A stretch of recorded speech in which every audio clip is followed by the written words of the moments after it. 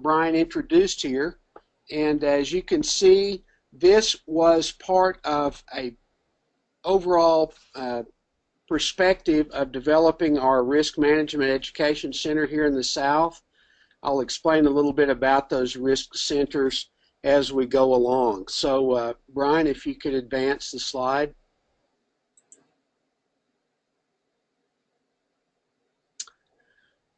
So SRMEC is here at the University of Arkansas Division of Agriculture, and there are 4 national risk management education centers. These are funded by the Risk Management Agency, money coming through the Risk Management Agency to USDA NIFA, and the money is a part of legislated monies that come through the Commodity Crop Corporation, and are actually a portion of what's paid for premiums in crop insurance are dedicated to this. And we actually have a focus on 5 areas of risk management, and our key thing is to look at impacting producer behavior. The 5 areas of risk we look at are production, marketing, financial, legal, and human resources. And so these are the areas that we focus on. And Brian, if you'll advance to the next slide.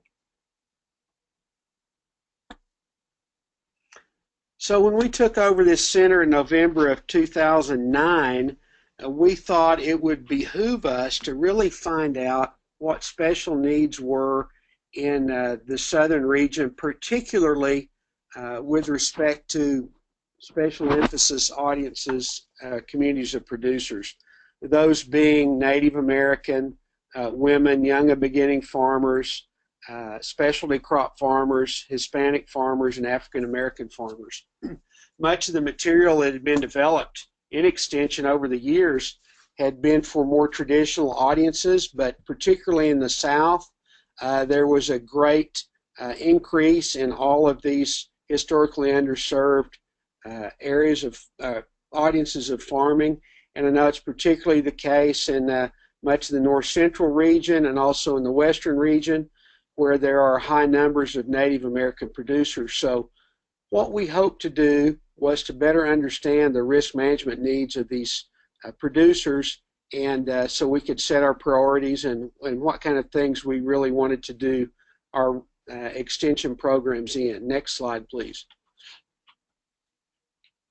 So there you see the several groups that we worked with, and I'll explain the system of how we recruited panelists into these groups and talk about these bar camps. But I will say that we worked with 501c3, community-based organizations, non-governmental organizations, and also farm organizations to identify leaders which would reflect the opinions of risk management in these different audiences. Next slide.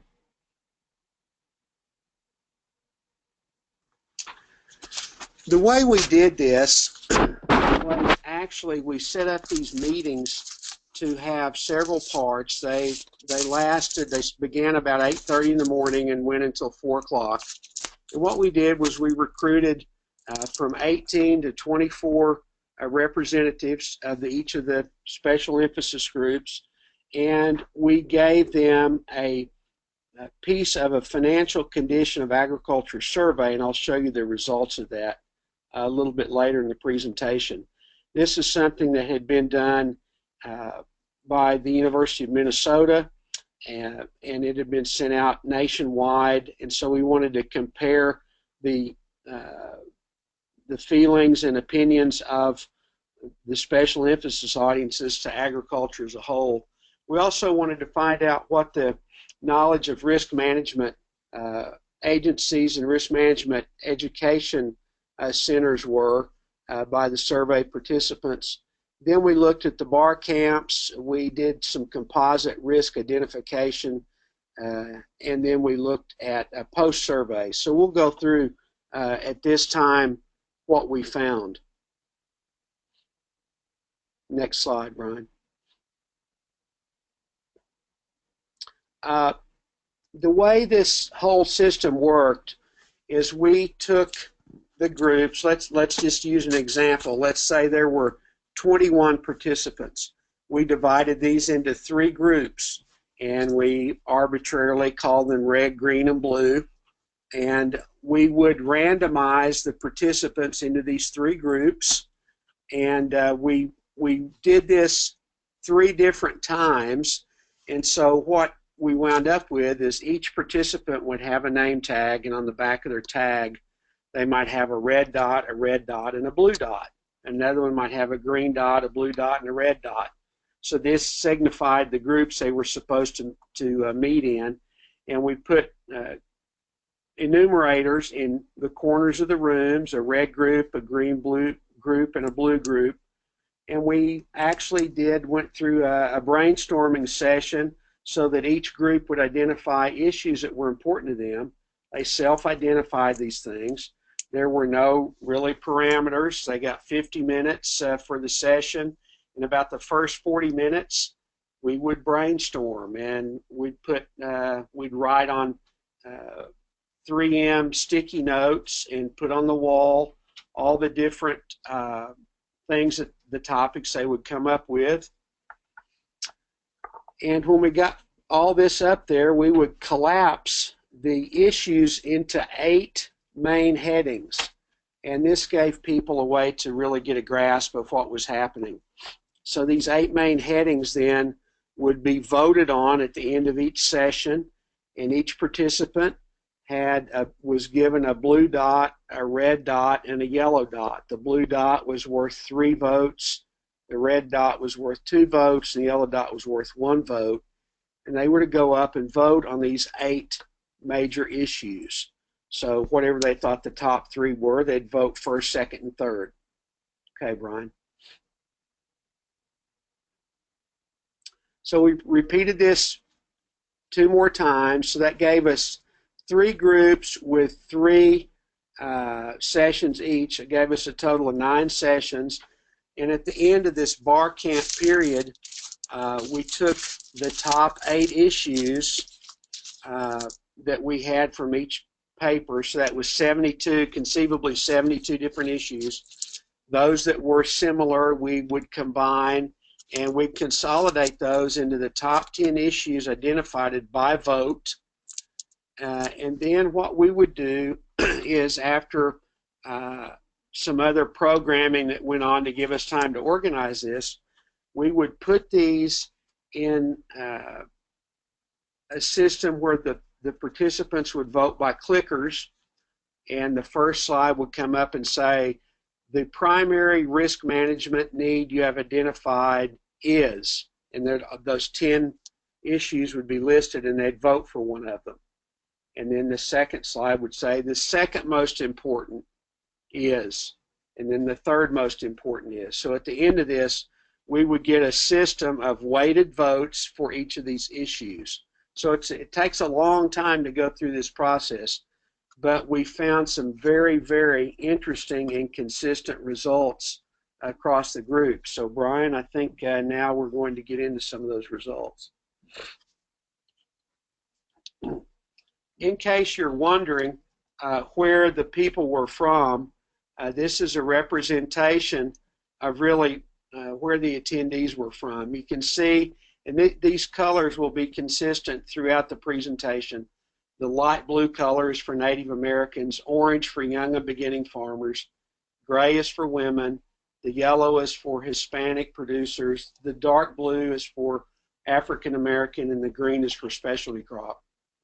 And you can see, as Brian mentioned in the introduction, the Native American and the Hispanic were 100% from the Southwest region, which was Oklahoma and Texas. The South Central region was Arkansas, Mississippi, Louisiana, and Tennessee. And I believe also Alabama was in that. The Southeast region was Kentucky, Georgia, and Florida. The Atlantic coast were the Carolinas and Georgia. And then the Carolinas and Virginia, and then islands were Puerto Rico and Virgin Islands. So that's a picture of the attendees and where they geographically were from. Okay, Brian.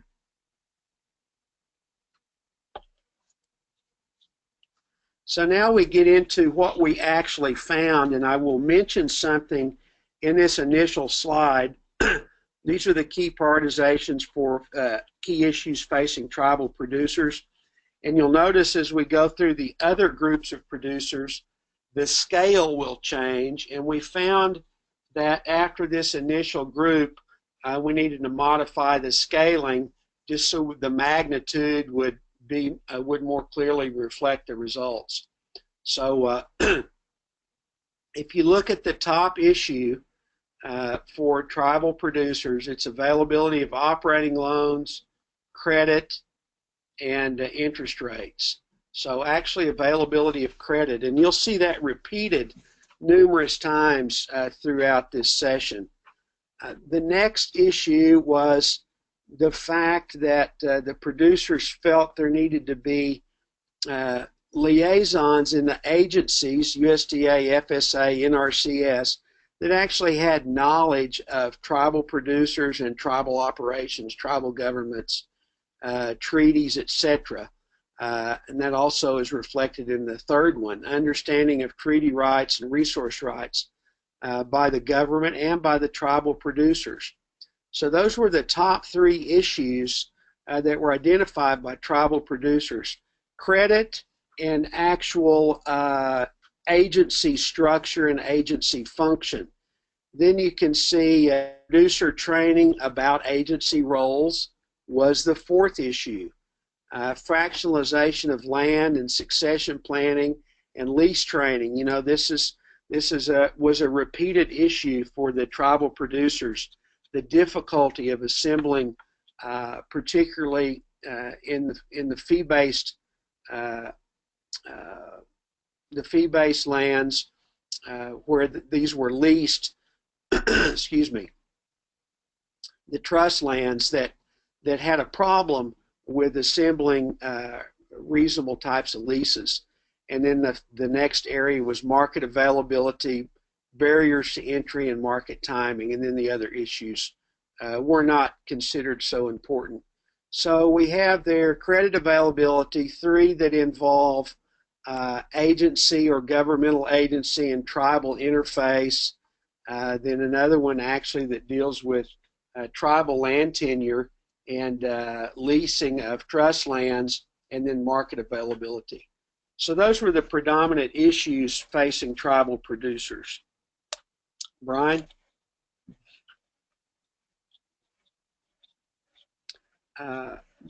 Women producers, you see overwhelmingly they felt there was a lack of agency accountability, service, and outreach. And what's behind this comment or this identification, this issue, is many of the women producers really felt as though there was no accountability to them with respect to how they were served or not served. There was little outreach specifically to women producers, and the agencies really had not adjusted to dealing with women producers and the special issues that they might have. The next issue, which was considerably less important to the audience, but important nonetheless, some kind of simplified language in the government regulations and description of the programs that were available. They just felt like the language was not clear at all. Then we see the topic of credit availability. Very, very important there. The next issue, lack of extension, outreach, and engagement. Again, I think reflective of that first topic, but specific to extension personnel. And the next one is education of producers, especially small producers. A lot of the women are particularly small producers, and the women that were in this focus group, bar camp, and a lot of them were not so certain that it was as much a problem with them as women producers as it was with them as small producers. I would add, though, that this group was pretty diverse. There were several large operators, several medium-sized, and then some small ones as well. So, and then the last area of significant importance was educating agency personnel, again, reflective of what we saw with tribal producers and also the first and fourth top issue that we've already talked about. So that's a summation of the situation for women producers. Next slide, please. Young and beginning farmers were significantly or substantially different than many of the other groups. You can see the areas here that they were most concerned with dealt with business and business planning, tax structures, land succession, estate planning. Those were key areas. But then they were also concerned with public and consumer education on agriculture. They felt as though a lot of times agriculture gets a bad rap on what they do and how they do things, and they wanted more awareness, more communication to the public, really as to what agriculture faces and what agriculture does.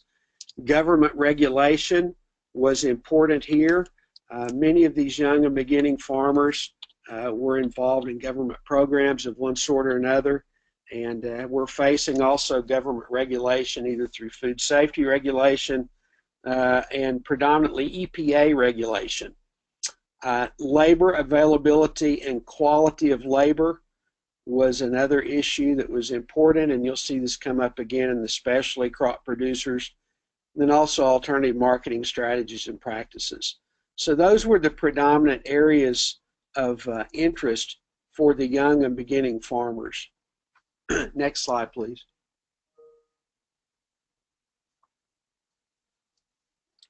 Specialty crop producers were very similar to young and beginning farmers, but also had some similarities to other groups.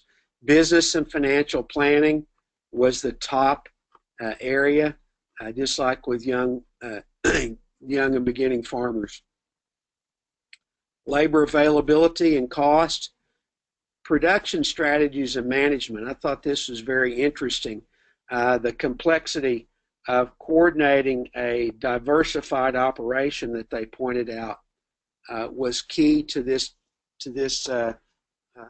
identification of this issue. And then they looked also at market fragmentation, a little bit different than market barriers or market entry. Market fragmentation in secondary markets. But they also had a concern for encouraging young producers to really get into the business.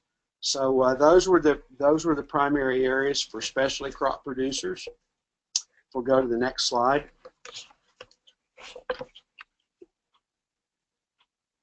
Hispanic producers, financing and credit availability. Where else did we see this?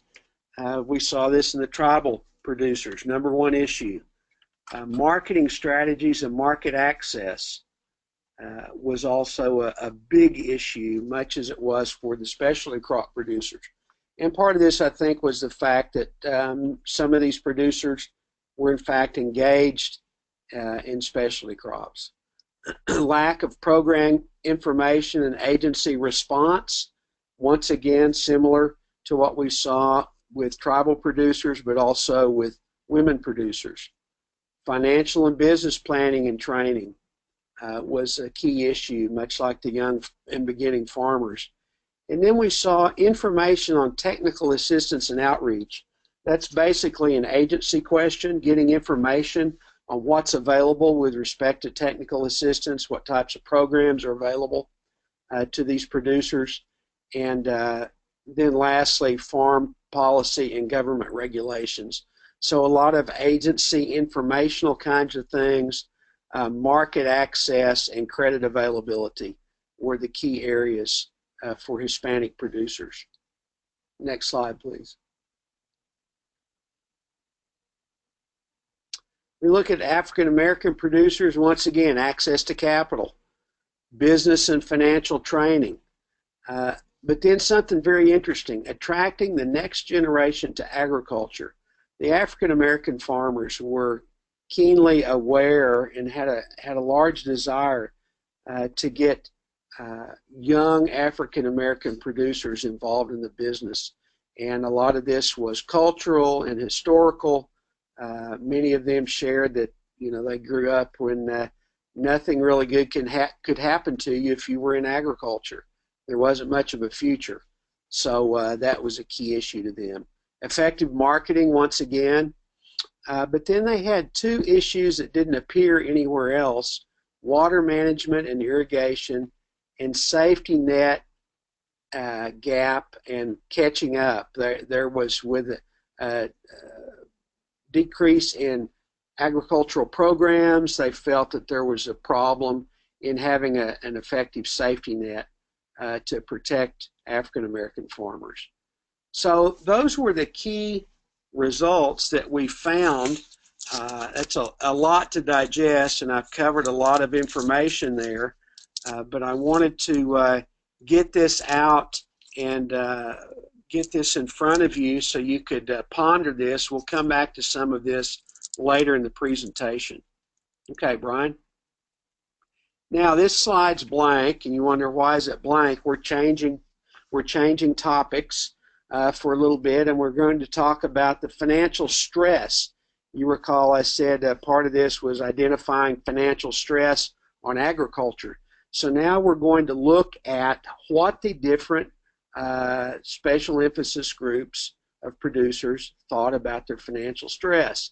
This is in percentage of participants there, and the question was phrased as what topic or what is a source of financial stress for tribal producers in your area. And we can see here high input cost margins, the old cost price squeeze that we've seen historically in agriculture.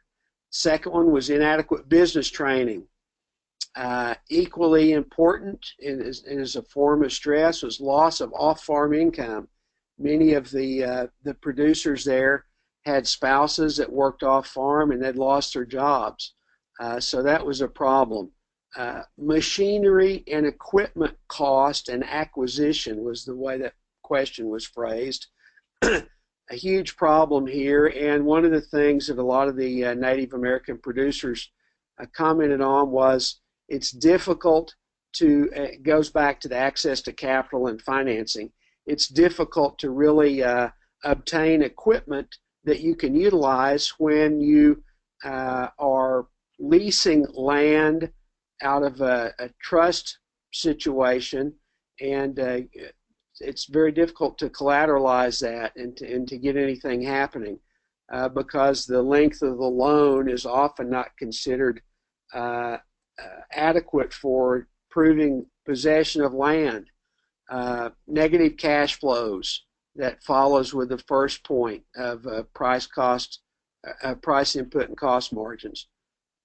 Then we see very closely to that price volatility, increasing interest rates, and change in government policy. Finally, we see lack of financial planning and changes in farm policy. After that, all these were less than half the participants thought these were high impact factors, but 50% is a lot if you consider that. So declining land values, input supplier risk, and product purchaser risk, losing contracts were those last three. So you can see what the Native American producers were thinking here. Next slide, Brian. Women producers. Their number one was changes in farm policy. The next one is that appears partially is changing governmental regulations. Price volatility, interest rates, the cost price squeeze, negative cash flows, and loss of off-farm income. Acquisition and cost of machinery and equipment, and inadequate business planning.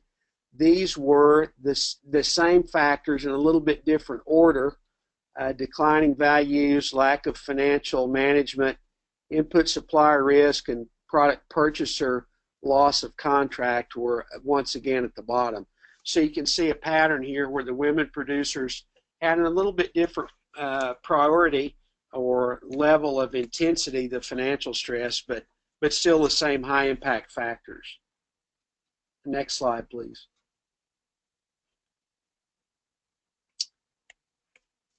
Young and beginning farmers, however, remember they had different identification of issues in the first group of information.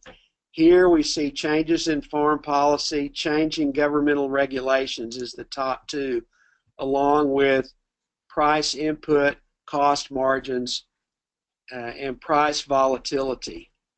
So those were the top four. It's the first time we've seen price volatility show up. But again, many of these young and beginning farmers were involved in row crop activities or livestock activities. So price volatility, they're particularly susceptible to that. Inadequate business planning, lack of financial training, and negative cash flows, tightening credit. Now that was an issue that came up for young and beginning farmers that they identified specifically, was tightening credit terms. The tightening of lenders of how they approve credit was really a substantial impact here. And rising interest rates, and then you can see the others are very relatively minor for them. Off-farm income, acquisition of machinery and equipment, and then the same three at the bottom as we've seen repeatedly in the first two groups. Next slide, please. What about specialty crop producers? They have at the top of their list lack of financial planning, inadequate business training, and negative cash flows. So they're looking at a much different, they're looking at this, at the stress situation much differently. They're looking at something apparently that could be planned around if they had adequate business training and if they could better manage their negative cash flows. Then they get in with the input, price input cost margins and the other factors that we've seen. But you see, the specialty crop producers look at all but four of their issues as being less than 40% in importance. So I thought that was an interesting assessment, and really if you compare the magnitude of their stress components, it's considerably less than for any other group that we've seen thus far. Okay, Brian. Hispanic producers, there's the tightening credit thing that we saw with the young and beginning farmers. So apparently lenders being less willing or less able to extend credit to these Hispanic producers. Negative cash flows, we see the farm policy and the governmental regulation. Off-farm income coming in. Then we see declining land values. And I ask about this, and many of these producers were in areas adjacent to the Mexican border, and they had indicated that there was a lot of concern with being able to transfer the land because of border issues that they were realizing. Financial planning and business training were lower on the totem pole. So there's appeared to be a situation of cash flow and operating credit, and then the governmental and policy changes in off-farm income. So I suspect declining land values is related to tightening credit. As your collateral base shrinks, your credit becomes tighter. So that makes a lot of sense. Next slide.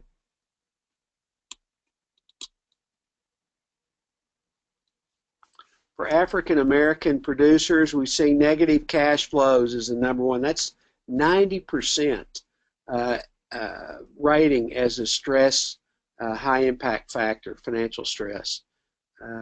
That was very, very interesting, and apparently it's an endemic problem with the African American producers.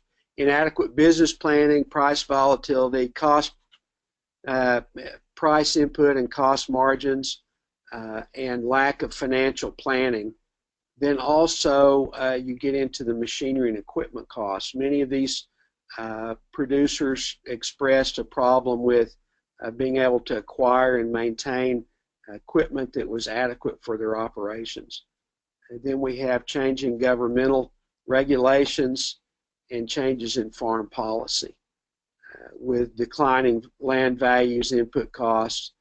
Tightening credit, interestingly, was near the bottom, as was loss of off-farm income. So there were some interesting differences as you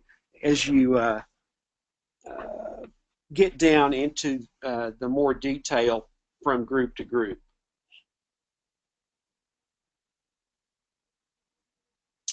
So now then we ask a series of questions about where producers get information. And this is their primary source of information was how the question was phrased. So as you look at this, you can see that we'll just take the highest bar there, the specialty crop producer. They get most of their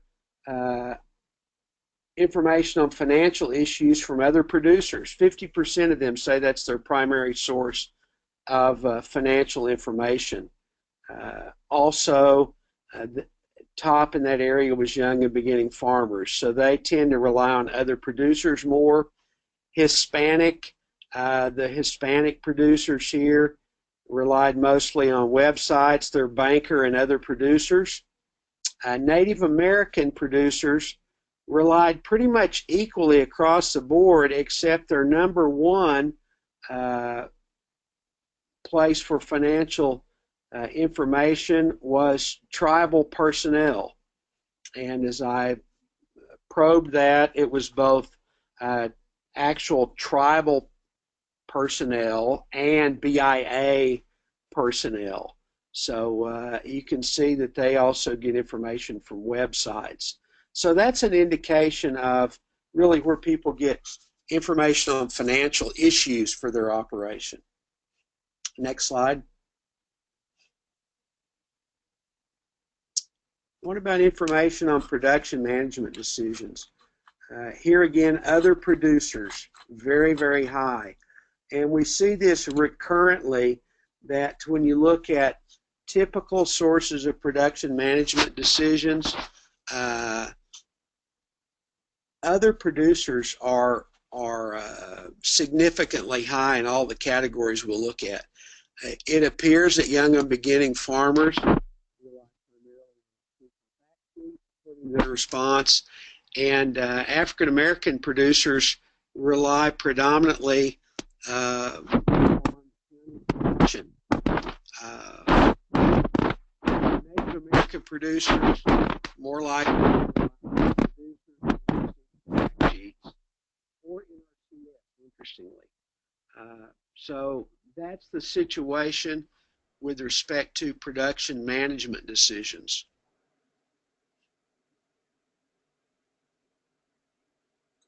Next slide. Risk management decisions.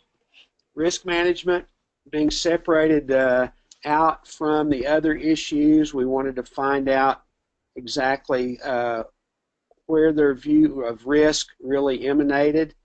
And we see once again other producers was the predominant area. Young and beginning farmers had a particular reliance on Farm Bureau. African American farmers, and to a lesser extent Hispanic, women, and Native Native American farmers said they can't get information. We probed that a little while, and what we found they were really saying was sort of either people are not responsive or they really don't know where to begin looking for their information. Once again, these were focus groups, or these bar camps of from 18 to 24 agricultural leaders. African Americans still relying a lot on county agents when they get the information.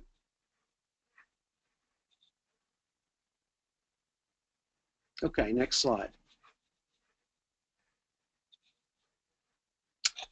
This was very, very telling. Where do you get information? What's your primary information source on eligibility for government agricultural programs? Notice FSA does not appear on the list. NRCS is the agency that is predominantly relied upon to find out eligibility for government programs. Now, this is probably reflective of the fact that most of the government ag programs that the panelists participated in were administered by NRCS. However, you can see a lot of information put forth on websites, and again, 20% in the case of Native Americans, 20% of them said they can't get information. So there is kind of a hole in information. County agents are not utilized very extensively. Farm Bureau, once again, was cited as a source for young and beginning farmers. But government programs, again, reliance on NRCS is the predominant primary source. Okay, Brian, next slide, please.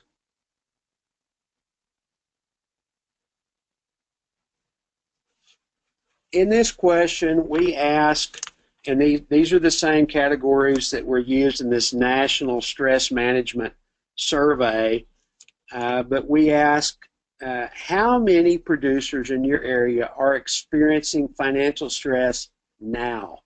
And I might add, these bar camps were held from the fall of 2009 until the spring of the fall of 2011 until the spring of 2013. So we can see the high numbers in excess of 40% for all groups except young and beginning farmers that were experiencing financial stress.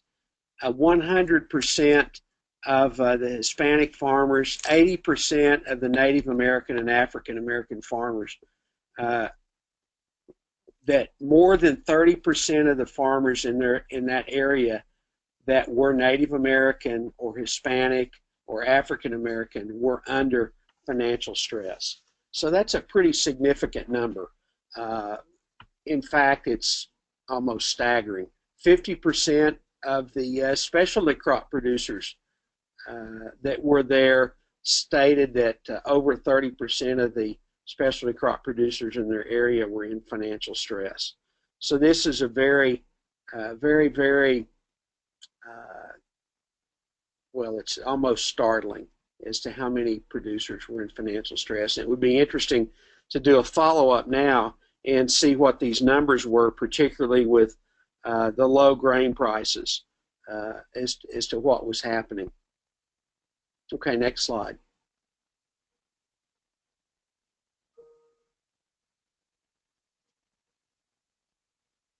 Now this question, what is the chance of producers in your area experiencing financial stress in the next 3 years? And we have partial results here for these groups. I'm thinking there was something happened in the coloring of these bars that was did not reflect. The blank bar there is supposed to be yellow, and it didn't show up for some reason.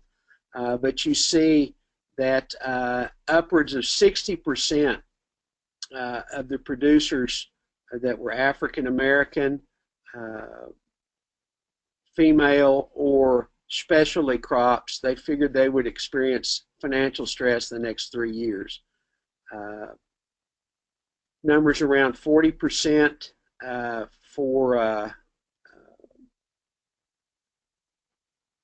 the high moderate, you see those numbers, and low. So most people thought it was very high or high probability of experiencing financial stress in the next 3 years. In fact, almost no one thought it was low. So that's also a picture of the attitude of what the producers thought about their risk. Okay, next slide, Brian. This is a question that we asked to see if there was any inherent value to going through these bar camps in terms of educational value. And we see that particularly for Native American farmers, they thought their knowledge greatly increased from going through this whole bar camp exercise. Over 50% for women thought it was greatly increased, 50% of the specialty crops. So, and Hispanics, young and beginning, 45%. So you see that most producers there thought their knowledge increased or greatly increased their awareness of risk management issues for participating in this. So if for no other reason than raising the awareness of risk management to the producers, we feel this was a success, but primarily it gave us guidance as to what issues to focus on in our programming and in our efforts to reach out. Okay, next slide.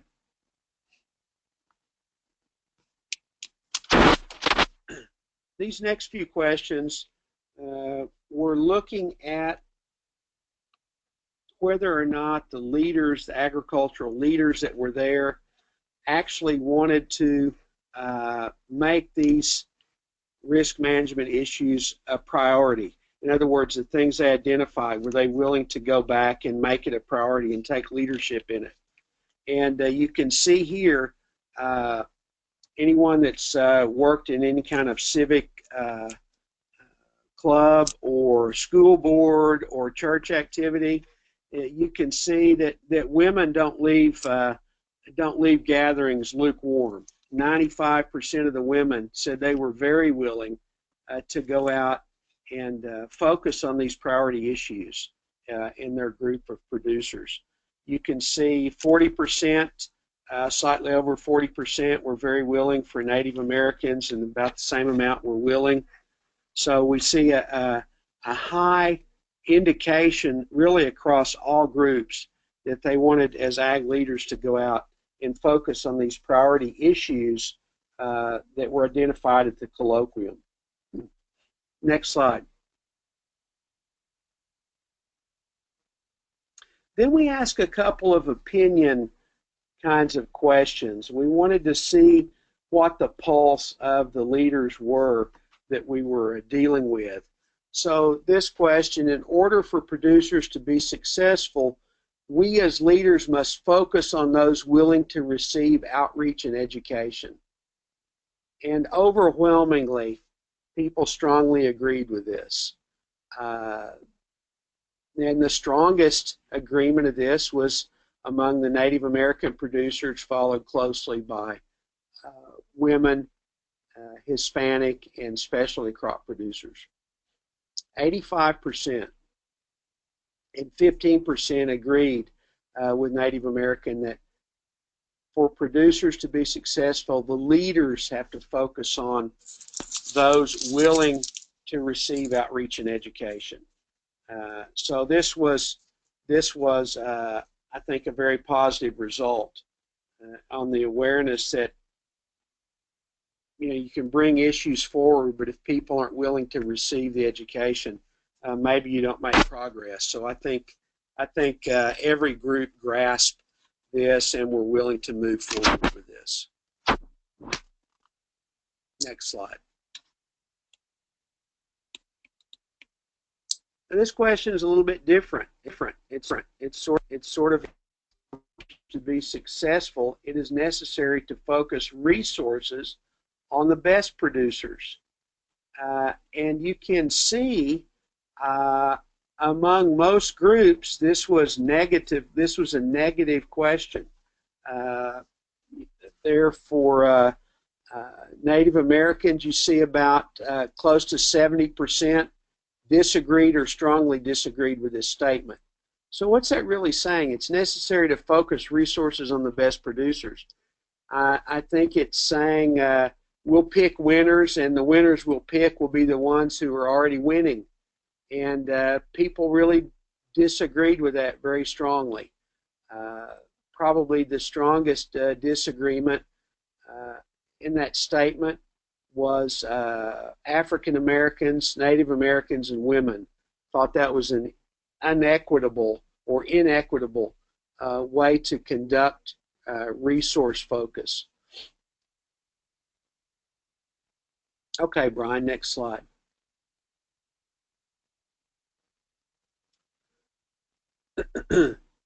Then here are some slides. I'll let these be self-explanatory. Knowledge of risk management education programs and resources.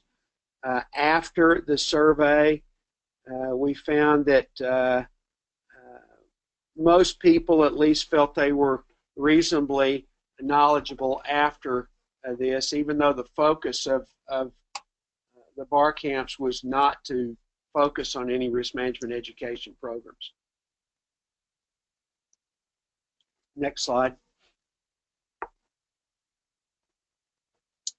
How familiar are you with what the Southern Risk Management Education Center does? There again, similar results. Nothing really earth-shattering, but apparently there was a lot of uptake of information there. Next slide.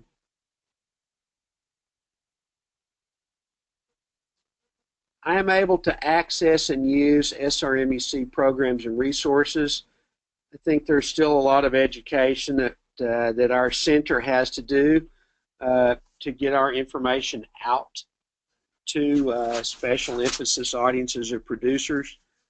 Particularly, we saw a lower level of assurance with Native American and African American producers, so there's a lot of ground to make up there. Next slide.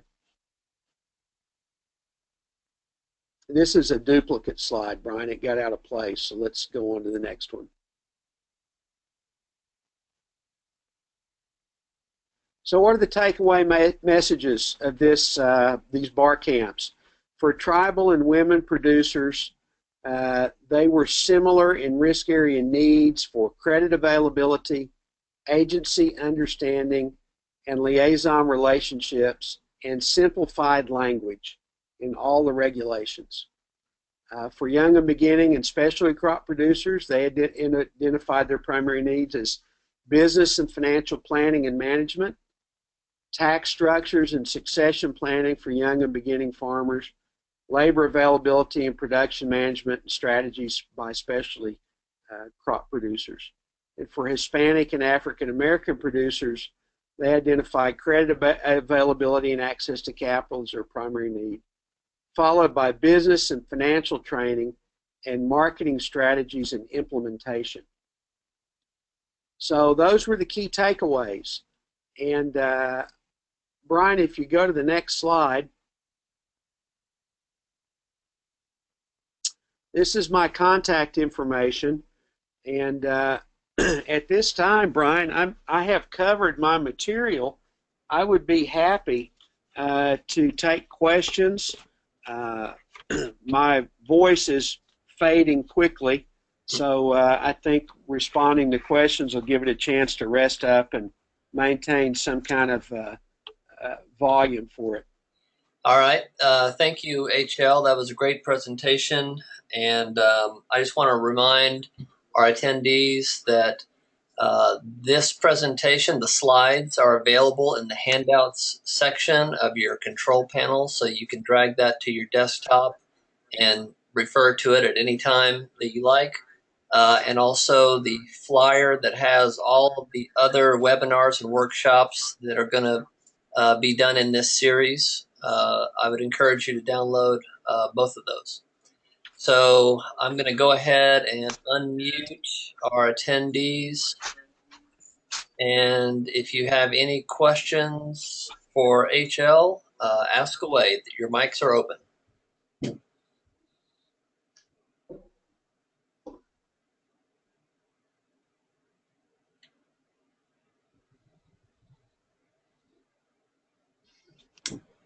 Any questions?